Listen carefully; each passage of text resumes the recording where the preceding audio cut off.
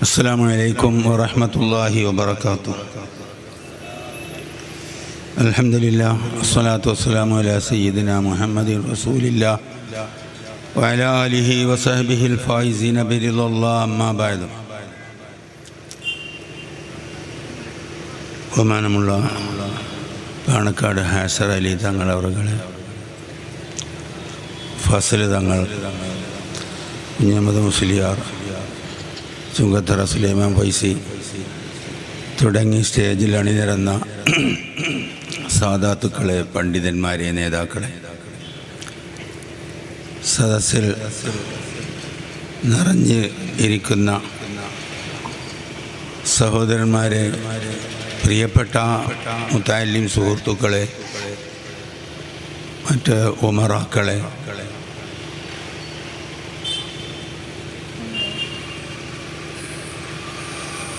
വയസ്സായ മുതിർന്ന നേതാക്കളെ, ഇവിടെ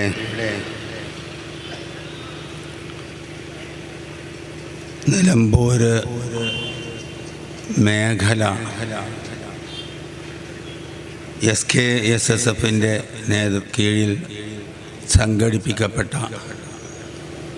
ആദർശ സംരക്ഷണ പരിപാടിയിലാണ് നാം സമ്മേളിച്ചിരിക്കുന്നത്. എന്താണ് ഇപ്പോഴൊരു ആദർശ സമ്മേളനമെന്ന് ചിലർക്കത് കേട്ട് സഹിക്കാൻ കഴിയാതെ കുരുപൊട്ടി തുടങ്ങിയിരിക്കും. പലരും പല വിധത്തിലും ഈ പാവപ്പെട്ട അനുസരണമുള്ള മക്കളെ തടയുന്നതിൻ്റെ ഉദാഹരണങ്ങൾ ഒരുപാട് കേട്ട് കഴിഞ്ഞു. ഒരു സ്ഥലത്ത് യോഗം തീരുമാനിക്കും, അവിടെ നിന്ന് തടയപ്പെടും. പിന്നെ മറ്റൊരു ഭാഗത്തേക്ക് മാറും, അവിടുന്ന് തടയപ്പെടും. പിന്നെ വേറൊരു സ്ഥലത്തേക്ക്, ഇന്നലെ ഒരു യോഗം നടന്നത് മൂന്നാമത്തെ സ്ഥലത്ത് വെച്ചിട്ടാണ്. ഈ രൂപത്തിലൊക്കെ എതിർക്കാൻ എന്തിരിക്കുന്നു?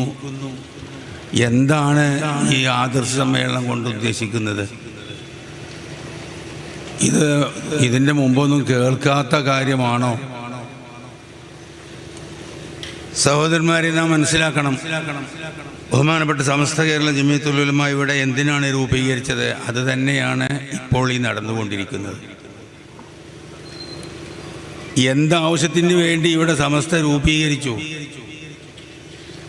അതേ ആവശ്യം തന്നെയാണ് ഈ ആദർശ സമ്മേളനം കൊണ്ട് ഉദ്ദേശിക്കുന്നത്. ഇത് ഇന്നും ഇന്നലെയും തുടങ്ങിയതല്ല. സമസ്ത രൂപീകരിച്ച അന്ന് മുതൽക്ക് പല രൂപത്തിലായിക്കൊണ്ട് മുഖാമുഖം, അതുപോലെ വാദപ്രതിവാദം, ഖണ്ഡന പ്രസംഗം, പ്രബന്ധങ്ങൾ, പല വിധത്തിലുള്ള പ്രസംഗങ്ങൾ, ഈ രൂപത്തിലെല്ലാം ഈ ആദർശ പ്രചരണം അന്ന് മുതൽ ഇന്ന് വരെ ഇവിടെ നടന്നുകൊണ്ടിരിക്കുന്നതാണ്. ആദർശ പ്രചരണം എന്ന നിലക്ക് ആ പേരും പറഞ്ഞ് എല്ലായിടത്തും ഒരേ അഡ്രസ്സിൽ ഒരേ അങ്ങനെ മുമ്പ് നടന്നിട്ടില്ലെങ്കിലും ഇതേ ആശയം തന്നെയാണ് നാളിതുവരെ 100 കൊല്ലം നമ്മൾ പ്രവർത്തിച്ചത്. പരിശുദ്ധ ദീനുൽ ഇസ്ലാം ബഹുമാനപ്പെട്ട നബി കരീം സല്ലല്ലാഹു അലൈഹി വസല്ലമയുടെ കാലത്ത്, ആദം അലൈഹിസ്സലാമയുടെ കാലത്ത് തുടങ്ങി, ബഹുമാനപ്പെട്ട നബി കരീം സല്ലല്ലാഹു അലൈഹി വസല്ലമയുടെ കാലത്ത് അത് പൂർണ്ണമായി. പിന്നീട് പ്രവാചകന്മാർ വരാനില്ലാത്തത് കൊണ്ട് ആ ദൗത്യം ഖിയാമത്ത് നാൾ വരെ ഇവിടെ നിലനിൽക്കണം. പ്രവാചകന്മാർ ഇവിടെ പറഞ്ഞ ആ ദൗത്യം, അവരിവിടെ പ്രചരിപ്പിച്ച ആ ദൗത്യം, പരിശുദ്ധ ഇസ്ലാം, അതിൻ്റെ പ്രവർത്തനം അത് ഖിയാമത്ത് നാൾ വരെ ഇവിടെ നിലനിൽക്കണം. അതിനുവേണ്ടി 2 വിഭാഗത്തെ ഏൽപ്പിച്ചുകൊണ്ടാണ് നബി സല്ലല്ലാഹു അലൈഹി വസല്ലം ഇവിടെ നിന്ന് പോയത്. ലക്ഷത്തിൽ പരം വരുന്ന അനുയായികളെ അഭിസംബോധന ചെയ്തുകൊണ്ടാണ് നബി സല്ലല്ലാഹു അലൈഹി വസല്ലം ഹജ്ജത്തുൽ വദായിൽ സംസാരിച്ചത്. അവിടെ നിന്ന് നബി പറഞ്ഞു, ഇവിടെ കൂടിയവർ ഇവിടെ ഇല്ലാത്തവർക്ക് എത്തിച്ചു കൊടുക്കണം. മക്കയിലും മദീനയിലും കൂട്ടിയാൽ ഒരു 10,000-ൽ ചില്ലാനം സഹാബാക്കളെ, ഖബറുകളെ അവിടെ കാണുകയുള്ളൂ. ബാക്കി സഹാബത്ത് എവിടെ പോയി?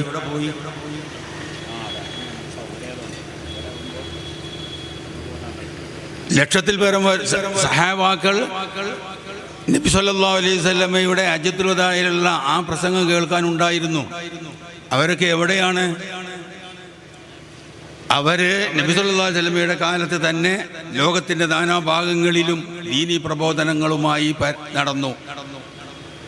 ആ നടന്ന കൂട്ടത്തിൽ നമ്മുടെ ഇന്ത്യ കേരളത്തിലുമെല്ലാം സഹാബാക്കൾ തന്നെ ഇവിടെ വന്നിട്ടുണ്ട്. നബി കരീം സല്ലല്ലാഹു അലൈഹി വസല്ലം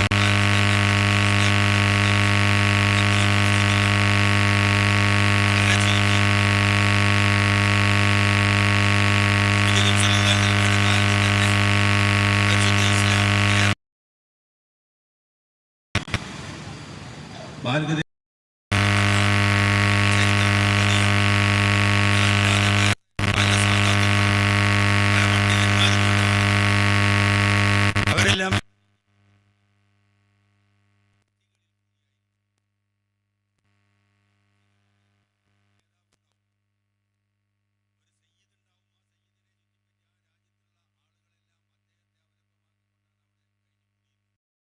എന്ത് പ്രശ്നങ്ങളുണ്ടെങ്കിലും ബഹുമാനപ്പെട്ട മമ്പുറം തങ്ങളുടെ അടുത്ത് ചെന്ന് അതിന് പരിഹാരം കാണും. ബഹുമാനപ്പെട്ട വരക്കൽ മുല്ലക്കോയ തങ്ങളുടെ അടുത്ത് ചെന്ന് അതിന് പരിഹാരം കാണും. ബഹുമാനപ്പെട്ട പാങ്ങിൽ അഹമ്മദ് കുട്ടി മുസ്ലിയാരുടെ അടുത്ത് പോയി അതിന് പരിഹാരം കാണും. അങ്ങനെ കോഴിക്കോട് കാളിമാര് അവരുടെ അടുത്ത് പോയി പരിഹാരം കാണും. അതുപോലെ പൊന്നാനി മഖ്ദൂമീങ്ങൾ അവരുടെ അടുക്കൽ പോയി പരിഹാരം കാണും. ഇതൊക്കെ വ്യക്തികളിൽ കൂടിയാണ് അവർ പരിഹാരം കാണുന്നത്. അവർ ദീനീ കാര്യങ്ങൾ പഠിക്കുന്നതും അതിന് പരിഹാരം കാണുന്നതും ഒക്കെ വ്യക്തികളിൽ കൂടിയാണ്. എന്നാൽ വളരെ ചുരുക്കി പറയട്ടെ, 1921 കാലഘട്ടത്തിൽ ഇവിടെ ബ്രിട്ടീഷ് ലഹള പുറപ്പെട്ടു. ആ സമയത്ത് ഇവിടെ നിന്ന് തെക്കൻ കേരളത്തിലേക്ക് ലഹള ബാധിക്കാത്ത തെക്കൻ കേരളത്തിലേക്ക് കുറേ ആളുകൾ മാറി താമസിച്ചു. അവർ കുറേ കാലം അവിടെ പ്രവർത്തിച്ചു. അവർക്ക് പ്രത്യേകിച്ച് ജോലിയൊന്നുമില്ല. അറബ് രാജ്യങ്ങളുമായി, ഈജിപ്ത് തുടങ്ങിയ അറബ് രാജ്യങ്ങളുമായി അവർ ബന്ധം പുലർത്തി. അവിടെ നിന്ന് പുത്തൻ ആശയം എന്ന് പറഞ്ഞാൽ 1111 ജനിച്ച് 1206 മരണപ്പെട്ട എന്ന് പറയുന്ന വ്യക്തി, ആ വ്യക്തി ഉണ്ടാക്കിയ മതമാണ് വഹാബിസം എന്ന് പറയുന്നത്. അതിൻ്റെ പിന്നീടുള്ള പേരുകളാണ് മുജാഹിദ്, സലഫിയ എന്നൊക്കെ പറയുന്നത്. അതുപോലെ 1947 നമ്മുടെ നാടുകളിൽ പ്രചരിച്ചു വന്ന വഹാബി മൗദൂദീസം, അത് അബുൽ അല മൗദൂദി നിർമ്മിച്ചതാണ്. ആ അബുൽ അല മൗദൂദിയുടെ നിർമ്മിച്ച മൗദൂദീസത്തിൻ്റെ പുതിയ പേരാണ് ജമാഅത്തെ ഇസ്ലാമി എന്ന് പറയുന്നത്. ഈ രണ്ട് വിഭാഗങ്ങൾ കേരളത്തിൽ വളരെയധികം കടന്ന ആക്രമണം നടത്തിയിട്ടുണ്ട്. ആദ്യമായി ഇവിടെ പ്രവർത്തനം തുടങ്ങിയത് വഹാബിസമാണ്. അവര് അറബ് രാജ്യങ്ങളുമായി ബന്ധപ്പെട്ട് അവിടെ നിന്ന് പുതിയ ആശയങ്ങൾ, അന്ന് അവിടെ പ്രചരിച്ചിരുന്ന വഹാബിസം, അതിൻ്റെ മാസികകളും മറ്റുമൊക്കെ ഇവിടെ വരുത്തി, ഇവിടെ അത് പഠിച്ച് അത് തെക്കൻ കേരളത്തിൽ ഇവിടെ നിന്ന് പോയ ആളുകൾ അവിടെ പ്രചരിപ്പിച്ചു തുടങ്ങി. കുറച്ച് കഴിഞ്ഞപ്പോൾ ഇവിടെ ലഹളയൊക്കെ പോയി കെട്ടടങ്ങി. അങ്ങനെ അവർ സ്വന്തം നാടുകളിലേക്ക് തിരിച്ചു വന്നപ്പോൾ പോയപ്പോൾ ഉണ്ടായിരുന്ന സ്വഭാവത്തിലല്ല അവർ തിരിച്ചു വരുന്നത്. ഇവിടെ വന്ന് അവരുടെ സുന്നത്ത് ജമാഅത്തിൻ്റെ ആശയാദർശങ്ങളിൽ അടിയുറച്ച് വിശ്വസിച്ചിരുന്ന സുന്നികളായ പാവപ്പെട്ട ജനങ്ങളുടെ ഇടയിൽ പുതിയ ആശയങ്ങൾ അവർ പ്രചരിപ്പിക്കാൻ തുടങ്ങി. ഇത് മനസ്സിലാക്കിയ നമ്മുടെ മഹാപണ്ഡിതന്മാർ, ആ കാലത്ത് ഒറ്റപ്പെട്ടുകൊണ്ടുള്ള പ്രവർത്തനം നടത്തിക്കൊണ്ടിരിക്കുന്ന പണ്ഡിതന്മാർ, അവര് ഇതിനെ സംബന്ധിച്ച് മനസ്സിലാക്കുകയും 925 കാലഘട്ടത്തിൽ ഒരു വർഷക്കാലം അവർ മുശാവറ നടത്തുകയും ചെയ്തു. എങ്ങനെ നമുക്കിതിനെ നേരിടണമെന്ന്. അങ്ങനെ പണ്ഡിതന്മാർ കൂടിയാലോചിച്ചതിൻ്റെ ഫലമായി 926 കേരള ജംഇയ്യത്തുൽ ഉലമ എന്ന ഒരു സംഘടനയ്ക്ക് രൂപം നൽകി. അതിനു മുമ്പ് ഇവിടെ പ്രവർത്തിച്ച് ഇവിടെ സുന്നത്ത് ജമാഅത്തിന് എതിരായിക്കൊണ്ട് ഇവിടെ പ്രവർത്തിച്ചിരുന്ന സംഘം, അതിന് പേര് അവർ സംഘമൊക്കെ ഉണ്ടാക്കിയിരുന്നു, ഐക്യസംഘം. ഇവിടെ ഒരു ഭിന്നിപ്പുമില്ലാത്ത കാലഘട്ടത്തിലാണ് ഐക്യസംഘം ഉണ്ടാക്കുന്നത്. അതിന് പേരിട്ടത് ഐക്യസംഘം വന്ന. അതിൽ സുന്നികളെ കൂട്ടത്തിൽ അറിയപ്പെട്ടിരുന്ന എല്ലാവരും സുന്നികളാണല്ലോ. ഇവർ മതം മാറി ഇങ്ങോട്ട് പുതിയ പരിഷ്കരണവുമായി വന്നത് ആരും അറിഞ്ഞിട്ടില്ലല്ലോ. അവർ ഐക്യസംഘം ഇവിടെ രൂപീകരിച്ച് പ്രവർത്തിച്ച് അതിൻ്റെ പ്രവർത്തനമാണ് പുതിയ ചിന്താഗതി ഇവിടെ കൊണ്ടുവരുന്നത്. ഇതിനു വേണ്ടി ഇവരെ നേരിടാൻ വേണ്ടി സുന്നത്ത് ജമാഅത്തിൻ്റെ പണ്ഡിതന്മാർ 26 രൂപീകരിച്ച സംഘടന കേരള ജംഇയ്യത്തുൽ ഉലമയാണ്. സംഘടന രൂപീകരിച്ചു എന്നല്ലാതെ അതിൻ്റെ ബാക്കി കാര്യങ്ങളൊന്നും അവർ ചെയ്തിട്ടില്ല. ആ സംഘടനയ്ക്ക് കീഴിൽ അവർ യോഗങ്ങൾ ചേരും, അവർ മറ്റ് പ്രവർത്തനങ്ങളൊക്കെ ചെയ്യും. സുന്നത്ത് ജമാഅത്തിൻ്റെ പണ്ഡിതന്മാർക്ക് പിഴച്ചു പോയ വിധേയത്തിൻ്റെ ആശയം അത് ഇന്നത് പിഴച്ച സിദ്ധാന്തമാണ്, അതിൽ നിന്ന് മാറി നിൽക്കണമെന്ന് പൊതുജനങ്ങളോട് ആഹ്വാനം ചെയ്യും. അങ്ങനെ ചുരുക്കത്തിൽ 934 ഈ സംഘടന രജിസ്റ്റർ ചെയ്യുന്നത്. രജിസ്റ്റർ ചെയ്യാൻ ചെന്ന് നോക്കിയപ്പോൾ അത് രജിസ്റ്റർ ചെയ്തു പോയിരിക്കുന്നു. കേരള ജംഇയ്യത്തുൽ ഉലമ രജിസ്റ്റർ ചെയ്തു പോയിരിക്കുന്നു. അറിഞ്ഞിട്ടില്ല. ഇവർ വഞ്ചനയാണ് ചെയ്തത്.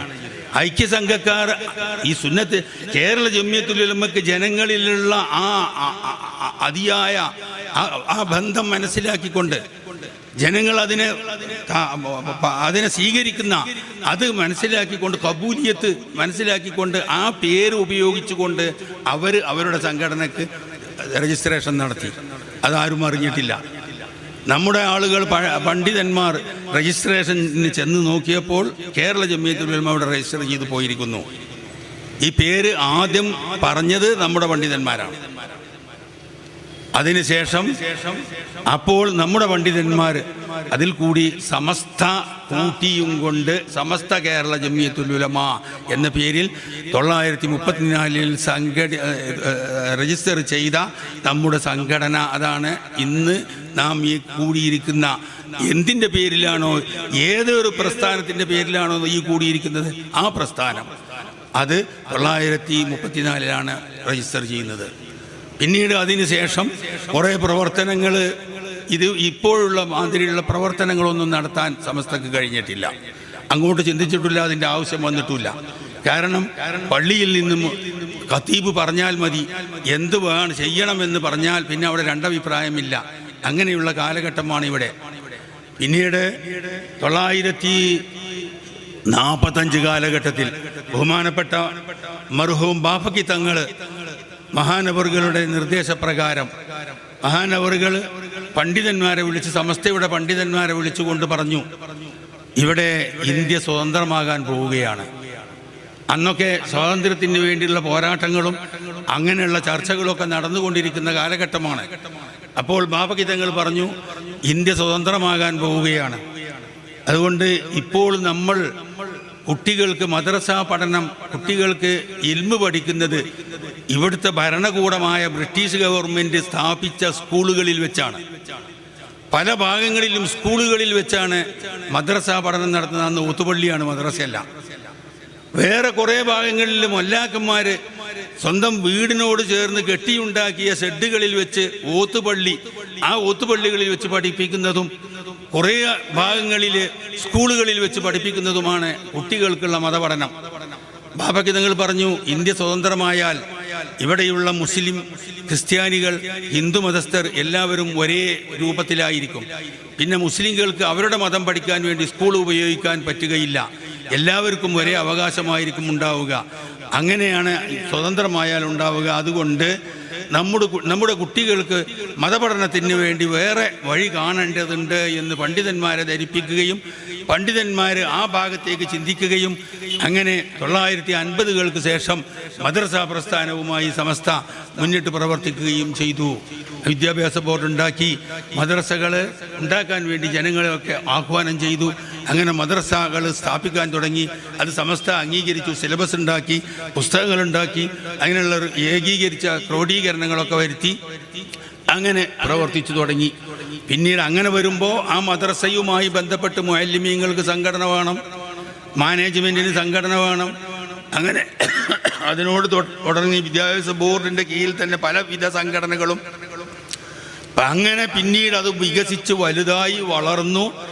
സമസ്ത തന്നെ വലിയ 16-ലധികം സംഘടനകൾ, ഉപസംഘടനകൾ ആ ഉപസംഘടനകൾക്ക് കീഴിൽ പിന്നെയും അതിൻ്റെയും ഉപസംഘടനകൾ അതെല്ലാം ഇവിടെ പ്രവർത്തിച്ചു കൊണ്ടിരിക്കുന്നു. വലിയ ഇവിടെ സൂചിപ്പിക്കപ്പെട്ടതുപോലെ ലോകത്തെവിടെയും കാണാൻ കഴിയാത്ത വിധത്തിൽ സമസ്ത ഇന്ന് വളർന്ന് പന്തലിച്ചു. ഒരു ശക്തിക്കും അതിനെ തടുക്കാൻ കഴിയുകയില്ല. ഒരു രാഷ്ട്രീയ പാർട്ടിയുടെ സേവനം കൊണ്ടോ സഹായം കൊണ്ടോ അല്ല സമസ്ത ഇവിടെ വളർന്നത് എന്ന് വളരെ വ്യക്തമായി പറയാൻ ഞാൻ ആഗ്രഹിക്കുകയാണ്.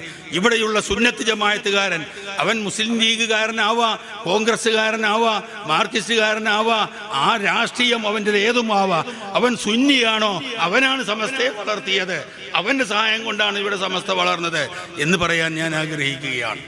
രാഷ്ട്രീയം ഇവിടെ വിഷയമല്ല. സമസ്തക്ക് അങ്ങനെ പ്രത്യേക രാഷ്ട്രീയമില്ല.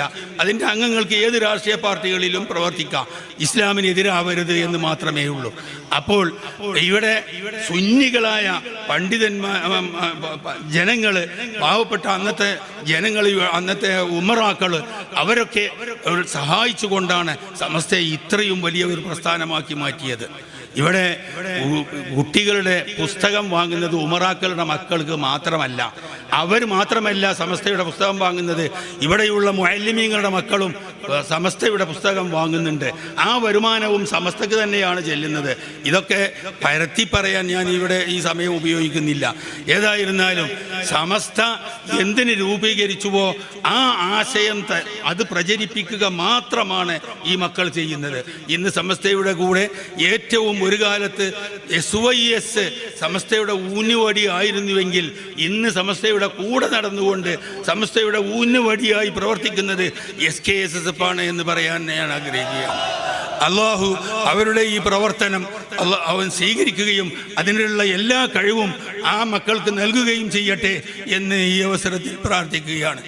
സഹോദരന്മാരെ, നാം മനസ്സിലാക്കണം, സമസ്ത എന്ന് പറയുന്നത് ഏതെങ്കിലും അത് രൂപീകരിച്ച സമയത്ത് ഞാൻ പറഞ്ഞല്ലോ, ഈ സുന്നത്ത് ജമാഅത്തിന് എതിരിൽ വന്ന പ്രസ്ഥാനങ്ങളെ നേരിട്ട് ഇവിടെയുള്ള ജനങ്ങൾക്ക് ആദരവായ നബി കരീം സ്വല്ലല്ലാഹു അലൈഹി വസല്ലമ സഹാബത്തിനെ ഏൽപ്പിച്ച, സഹാബത്ത് താബീനെ ഏൽപ്പിച്ച, താബീങ്ങളെ ഏൽപ്പിച്ച, അവർ മുഖേന നമ്മുടെ കയ്യിൽ കിട്ടിയ ഈ പരിശുദ്ധ ഇസ്ലാം സുന്നത്ത് ജമാഅത്ത് അത് ഇവിടെ നിലനിർത്തുക, അത് ഇവിടെയുള്ള ജനങ്ങൾക്ക് പഠിപ്പിച്ചു കൊടുക്കുക, ഇത് മാത്രമാണ് സമസ്തയുടെ ലക്ഷ്യം.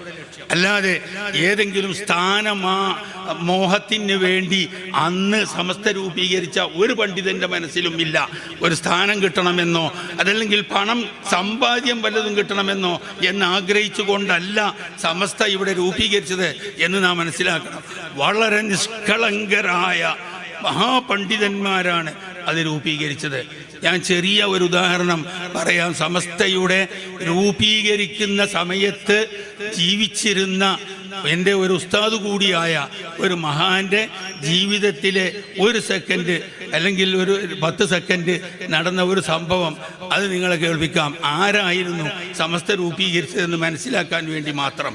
ബഹുമാനപ്പെട്ട കണ്യത്ത് അഹമ്മദ് മുസ്ലിയാർ, അദ്ദേഹം സുഖമില്ലാതെ വീട്ടിൽ ആയിരുന്ന കാലത്ത്, വയസ്സായി വീട്ടിലിരിക്കുന്ന സമയത്ത് ഒരു ദിവസം ഒരു മഹല്ലിൻ്റെ ആളുകളുമായി ഒരു ജുമാ നിർത്തുന്ന പ്രശ്നത്തിന് ശംസുൽ ഉലമയുടെ അടുത്ത് പോയി.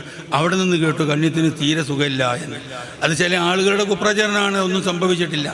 ഏതായിരുന്നാലും ഞങ്ങൾ 6-7 ആളുകളുണ്ട്, നമ്മൾ തിരിച്ചു പോരുമ്പോൾ നമുക്ക് വാഴക്കാട് കൂടി പോവുക എന്ന് പറഞ്ഞ് ഫറൂഖിൽ നിന്ന് വാഴക്കാട്ടേക്ക് തിരിച്ച് വാഴക്കാട് ചെന്ന് ബഹുമാനപ്പെട്ട കണ്യത്ത് ഉസ്താദിൻ്റെ അടുത്ത് ചെന്നു. അവിടെ പ്രത്യേകമായിട്ട് ഉസ്താദിനൊന്നും സംഭവിച്ചിട്ടില്ല.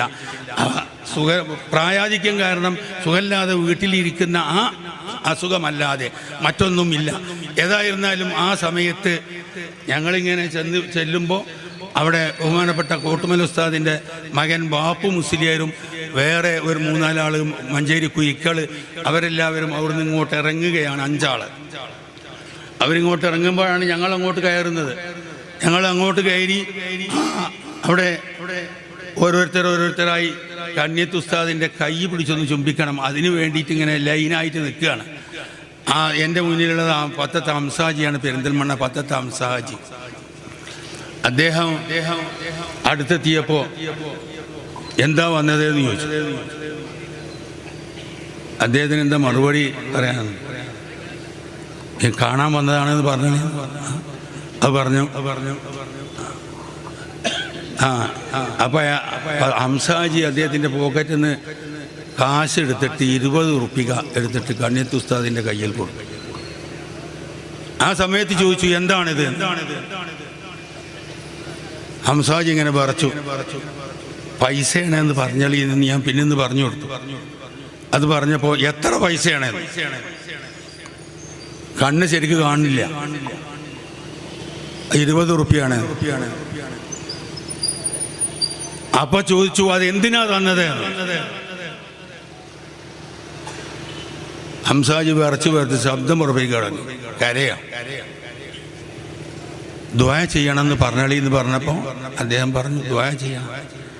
ആ സമയത്ത് കണ്ണിയത്ത് ഉസ്താദ് വളരെ അധികം മലയാളത്തിൽ തന്നെ ഹംസാജിക്ക് വേണ്ടി, ഹംസാജിൻ്റെ കുടുംബത്തിന് വേണ്ടി, ഹംസാജിൻ്റെ മക്കൾക്ക് വേണ്ടി, അങ്ങനെ മറ്റ് ഹംസാജിൻ്റെ നാട്ടിലുള്ള പള്ളി മദ്രസകൾക്കൊക്കെ വേണ്ടി മലയാളത്തിൽ കുറേ ദുആ ചെയ്തു. എന്നിട്ട് ചോദിച്ചു, മതിയോ? മനസ്സിലാക്കണം. കണ്ണിയത്ത് ഹംസാജിനോട് ചോദിച്ചു, മതിയോ? സമ്മതം കിട്ടിയപ്പോൾ ഹംസാജി കഴിഞ്ഞു. പിന്നെ ഓരോരുത്തരും ഇങ്ങനെ പോയി. എന്നിട്ട് കണ്ണിയത്ത് അവിടുന്ന് പറഞ്ഞു, കുഞ്ഞുമോനെ, നീ നേരത്തെ വന്ന 5ഉം ഇപ്പം വന്ന 7ഉം 5ഉം 12 ആൾക്ക് ചായ കൊടുത്തോ? അത്തുംപുത്തുവാണ് എന്ന് കണ്ണിയത്ത് ഉസ്താദിനെ പറ്റി പറഞ്ഞു നടക്കുന്ന സമയത്താണ് ഈ 5ഉം 7ഉം 12 എന്ന് കൂട്ടുന്നത്. നേരത്തെ വന്ന 5 ആള്, ഇപ്പൊ വന്ന 7 ആള്, 7ഉം 5ഉം 12 ആൾക്ക് ചായ കൊടുത്തോ എന്നാ ചോദിച്ചത്. അതിരിക്കട്ടെ, ഇവിടെ നമുക്ക് മനസ്സിലാക്കാനുള്ളത്, മതിയോ എന്ന് ചോദിച്ചല്ലോ. ദുആ ചെയ്തത് മതിയോ എന്ന് ചോദിച്ചതിന്റെ അർത്ഥം എന്താണ്? 20 ഉറുപ്യ തന്നല്ലോ, ആ തന്നതിന് മാത്രം ദുആ ചെയ്തത് മതിയായിട്ടുണ്ടോ എന്നാ ചോദ്യം. അതല്ലെങ്കിൽ ആ 20 ഉറുപ്യ ഹലാലാവൂല. ആ 20 ഉറുപ്യ വാങ്ങുന്നത് ഹലാലാകാൻ അതിന് മാത്രമുള്ള ദുആ ഞാൻ ചെയ്തു തന്നത് മതിയായിട്ടുണ്ടോ എന്നാ ചോദ്യം. ഇതാണ് സമസ്തയുടെ പണ്ഡിതന്മാർ. നമ്മളാരെങ്കിലും അത് വിഷയാക്കുവോ? അങ്ങോട്ട് ചിന്തിക്കുക പോലും ചെയ്യുകയില്ല. ഈ രൂപത്തിൽ ജീവിതത്തിൻ്റെ മുഴുവൻ ഭാഗങ്ങളും ഒരു കറാഹത്താണെന്ന് തോന്നുന്ന ഭാഗം ഒഴിവാക്കിക്കൊണ്ട് സുന്നത്ത് ജമാഅത്തിൻ്റെ ഉറച്ച വിശ്വാസത്തിൽ ജീവിതകാലം മുഴുവൻ ജീവിച്ചു തീർത്ത മഹൽ വ്യക്തിത്വമാണ് ബഹുമാനപ്പെട്ട കണ്ണിയത്ത് ഉസ്താദ്. ഇത് സമസ്ത രൂപീകരിച്ചപ്പോൾ അന്നുണ്ടായിരുന്ന അംഗങ്ങളിലുള്ള ഒരാളാണ്. ഇത്തരം ആളുകളാണ് സമസ്ത രൂപീകരിച്ചതെങ്കിൽ അത് പോണ വഴിക്ക്, സമസ്ത പോണ വഴിക്ക് അതിൻ്റെ ഉദ്ദേശ ലക്ഷ്യത്തോടുകൂടെ അത് നിലനിർത്തിക്കൊണ്ട് സമസ്ത മുന്നോട്ട് പോകും. ഏതെങ്കിലും ഒരാളുടെ ആവശ്യത്തിന് ഒരാൾക്കും വേണ്ടി ഇങ്ങോട്ട് വളയാനോ അങ്ങോട്ട് തിരിയാനോ സമസ്ത ഒരിക്കലും അതിന് തയ്യാറാവുകയില്ല. അത് ഖിയാമത്ത് നാൾ വരെ എന്ത് ലക്ഷ്യത്തിന് വേണ്ടിയാണോ പോയത് അത് അങ്ങനെ തന്നെ നിലനിൽക്കുകയും ചെയ്യും. നമുക്ക് ചിന്തിക്കുവാനുള്ളത്, ഇവിടെ കുറേ പ്രസ്ഥാനങ്ങളുണ്ട്. ഇവിടെ യഥാർത്ഥത്തിൽ ബഹുമാനപ്പെട്ട നബി കരീം സല്ലല്ലാഹു അലൈഹി വസല്ലമ നമുക്ക് നമ്മുടെ കയ്യിലേൽപ്പിച്ച ആ പ്രസ്ഥാനം ശരിയായ വള്ളിപുള്ളിക്ക് വ്യത്യാസമില്ലാതെ കൊണ്ട് നടക്കുന്നത്, ജീവിതത്തിൽ പകർത്തി നടത്തുന്നത് ഏത് പ്രസ്ഥാനമാണ് എന്ന് ആർക്കും പറഞ്ഞു കൊടുക്കേണ്ട ആവശ്യമില്ല. ആ പ്രസ്ഥാനം അത് ബഹുമാനപ്പെട്ട സമസ്ത കേരള ജമിയത്തുൽ ഉലമ തന്നെ. അതിൻ്റെ പിന്നിൽ അണിനിരക്കുക, അത് മാത്രമാണ് നമുക്ക് ചെയ്യുവാനുള്ളത്. സഹോദരന്മാരെ, ഇവിടെ സമസ്ത 100 കൊല്ലമായി പ്രവർത്തിച്ചിട്ട് പ്രവർത്തനം തുടങ്ങി ഇനി 1 വർഷവും 20 ദിവസവുമുണ്ട്. എന്നാൽ സമസ്തയുടെ 100ാം വാർഷികം ആഘോഷിക്കുകയാണ്. വാർഷികത്തിന് ഇനി 1 വർഷവും 20 ദിവസവും ഉണ്ടാവും. ഈ 1 വർഷം സമസ്തയുടെ പല പ്രവർത്തനങ്ങളും ഇവിടെ നടക്കാനുണ്ട്. അതിനുവേണ്ടിയുള്ള യോഗം നടത്താനുള്ള സ്ഥലങ്ങൾ 1 വർഷമായി തിരഞ്ഞു നടക്കണം. സമസ്തയുടെ മുഷാവറ കൂടും, പല ആളുകളെയും അതിന് ചുമതലപ്പെടുത്തും. അവർ പല ഭാഗങ്ങളിലും നോക്കും. തമിഴ്നാടിനോട് ചേർന്ന് കോയമ്പത്തൂർ ഭാഗത്ത് സ്ഥലമുണ്ട്, പക്ഷേ അത് കേരളത്തിൻ്റെ പുറത്താണ്. കേരളത്തിൻ്റെ അകത്ത് പല ഭാഗങ്ങളിലും നോക്കി പാടങ്ങൾ കിട്ടും. ആ പാടം പെട്ടെന്ന് മഴ പെയ്താൽ ആകെ വഷളാവും. പിന്നെ വരമ്പുകൾ അങ്ങോട്ടും ഇങ്ങോട്ടും വരമ്പുകൾ കൊത്തി നിരത്തേണ്ടി വരും. പിന്നീട് രണ്ടാമത് കൃത്യമായ അതിരിൽ കൂടി അതിന് വരമ്പ് ഉണ്ടാക്കി കൊടുക്കാൻ കഴിയില്ല, അതിര് വ്യത്യാസപ്പെടും. അങ്ങനെയൊക്കെയുള്ള പല പ്രശ്നങ്ങളും ഉണ്ടായതുകൊണ്ട് സ്ഥലം നിശ്ചയിക്കാൻ ഇതുവരെ നിശ്ചയം പൂർണ്ണമായിട്ടില്ല. എന്ന് പറഞ്ഞാൽ കുറച്ച് ആളുകളെ നിയമിച്ചു. ഞങ്ങൾ അവിടെ കാസർഗോഡ് ഒരു സ്ഥലമുണ്ട് എന്ന് കേട്ട് അവിടെ പോയി. ഏതാണ്ട് ഞങ്ങൾക്കൊക്കെ തൃപ്തിയായിട്ടുണ്ട്. ഇനി അത് മുഷാവറയിൽ വെച്ച് ഒരു 1000 ഏക്കർ സ്ഥലം അവിടെയുണ്ട്. അത് കുറേ ഭാഗത്ത് വീടുകളുണ്ട്, കുറേ ഭാഗത്ത് തോട്ടങ്ങളുണ്ട്, കുറേ ഭാഗത്ത് മരങ്ങളുണ്ട്.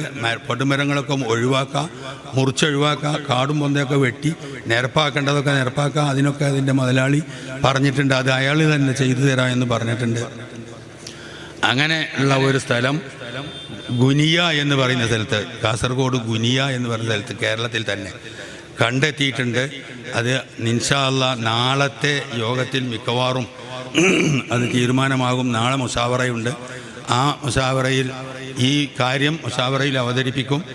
അത് മുഷാവറ തീരുമാനിച്ചാൽ അവിടെയായിരിക്കും നമ്മുടെ യോഗം ഇൻഷാ അല്ലാഹ്. അത് ഏതാണ്ട് നമുക്ക് കൂടാൻ പറ്റുന്ന, സമസ്തക്ക് കൂടാൻ പറ്റുന്ന വലുപ്പം, സ്ഥലം, വിശാലതയുണ്ട്. പിന്നെ അവിടെ ഒരു 5-8 വലിയ കെട്ടിടങ്ങളുണ്ട്. അതൊരു യൂണിവേഴ്സിറ്റിക്ക് വേണ്ടിയിട്ട് അയാൾ ഉണ്ടാക്കുന്ന കെട്ടിടങ്ങളാണ്. അതിൽ പഠനം തുടങ്ങിയിട്ടില്ല.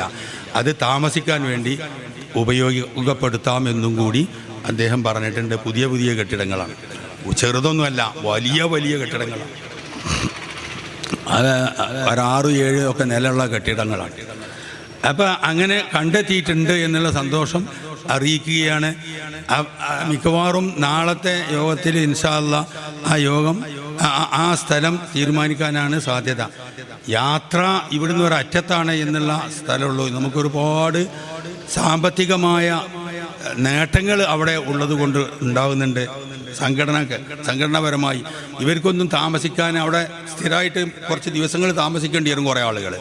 അവർക്കൊക്കെ താമസിക്കാൻ ഈ ബിൽഡിങ്ങുകൾ ഉപയോഗിക്കുക. അതിന് നമ്മൾ വേറെ വഴി നോക്കണ്ട. കക്കൂസടക്കം എല്ലാ സൗകര്യങ്ങളും അവിടെ ഉണ്ട്.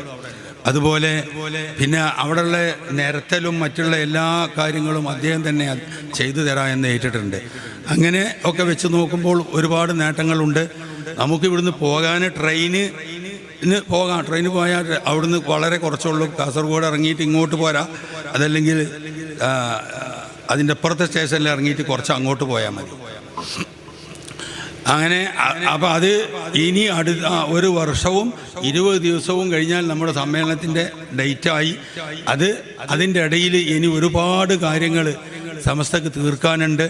ആ സമയത്തൊക്കെ നിങ്ങളുടെ എല്ലാ നിലക്കുള്ള സേവനങ്ങളും, ആവശ്യമായ സേവനങ്ങളെല്ലാം ആ രംഗത്ത് ഉണ്ടായിരിക്കണമെന്ന് ഈ സമയത്ത് ആവശ്യപ്പെടുകയാണ്. സർവശക്തനായ റബ്ബുൽ ഇസ്സത്ത് സമസ്തയുടെ വിശ്വാസ ആചാരങ്ങൾ അനുഷ്ഠിച്ചുകൊണ്ട് മരണം വരെ ആ വിശ്വാസം നിലനിർത്തി പോരാൻ, മരിക്കുന്ന സമയത്ത് ഒരു സമസ്തക്കാരനായിക്കൊണ്ട് മരിക്കുക എന്ന് പറഞ്ഞാൽ അതൊരു വേറൊരു പ്രസ്ഥാനമല്ല. സുന്നത്ത് ജമായത്തിൽ അടിയുറച്ച് വിശ്വസിക്കുന്നവനായി, അതാ സമസ്തക്കാരനായി എന്ന് പറഞ്ഞാൽ. സുന്നത്ത് ജമായത്തിൽ അതാണ് നബി കരീം സല്ലല്ലാഹു അലൈഹി വസല്ലമ നമുക്ക് തന്ന പരിശുദ്ധ ഇസ്ലാം. അത് അനുസരിച്ചുകൊണ്ട് ജീവിച്ച് മരണം വരെ അത് നിലനിർത്തിപ്പോരാൻ സർവശക്തനായ റബ്ബുൽ ഇസ്സത്ത് നമുക്കെല്ലാവർക്കും തൗഫീഖ് നൽകട്ടെ. ഈ പരിപാടി ഇവിടെ സംഘടിപ്പിക്കാൻ വേണ്ടി, ഇതിനു വേണ്ടി ഓടി നടന്ന SKSFിൻ്റെ മക്കൾക്ക് അല്ലാഹു തആല എല്ലാവിധ കഴിവും അള്ളാഹു പ്രദാനം ചെയ്യട്ടെ എന്ന് പ്രാർത്ഥിക്കുകയാണ്. ഇതിനു വേണ്ടി സഹകരിച്ച, സാമ്പത്തികമായും മറ്റു നിലക്കുമൊക്കെ സഹകരിച്ച പല ഉമറാക്കളും മറ്റ് സഹോദരന്മാരും ഇവിടെയുള്ള പണ്ഡിതന്മാരും ഒക്കെയുണ്ട്. അവരുടെ എല്ലാ പ്രവർത്തനങ്ങളും അള്ളാഹു സാലിഹമലായി സ്വീകരിക്കട്ടെ. അർഹമായ പ്രതിഫലം അള്ളാഹു നൽകട്ടെ. നമ്മിൽ നിന്ന് മരണപ്പെട്ടു പോയ ഒരുപാട് ആളുകളുണ്ട്, പണ്ഡിതന്മാരുണ്ട്, അല്ലാത്തവരുണ്ട്. അവർക്ക് എല്ലാം അള്ളാഹു മഗ്ഫിറത്തും മർഹമത്തും പ്രദാനം ചെയ്യട്ടെ. അവരുടെ പരലോക ജീവിതം ദറജ അള്ളാഹു ഉയർത്തി കൊടുക്കട്ടെ എന്ന് മാത്രം പ്രാർത്ഥിച്ചുകൊണ്ട് അള്ളാഹുവിൻ്റെ എല്ലാവിധ അനുഗ്രഹങ്ങളും ഈ സമ്മേളനത്തിന് തീരുന്നതുവരെ വർഷിച്ചു കൊണ്ടിരിക്കട്ടെ എന്നുകൂടി പ്രാർത്ഥിച്ചുകൊണ്ട് ഞാൻ അവസാനിപ്പിക്കുന്നു. വാഖിറു ദഅ്വാനാ അനിൽ ഹംദുലില്ലാഹി റബ്ബിൽ ആലമീൻ. പ്രത്യേക ശ്രദ്ധക്ക്